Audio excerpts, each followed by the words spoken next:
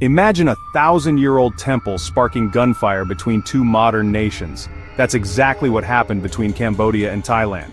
Preah Vihear Temple is sacred to both nations, but it's located right on their shared border, high on a cliff. That's where the problems began.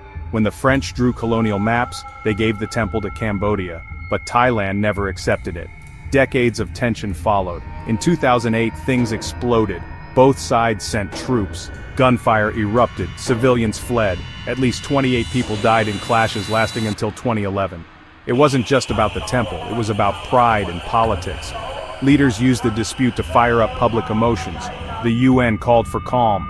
In 2013, the International Court reaffirmed Cambodia's right to the temple and surrounding land. Today the guns are silent, tourists return, but tension still lingers, a fragile peace protected by diplomacy. This is more than a border dispute, it's a lesson. Even sacred places can become battlefields, unless history is handled with wisdom.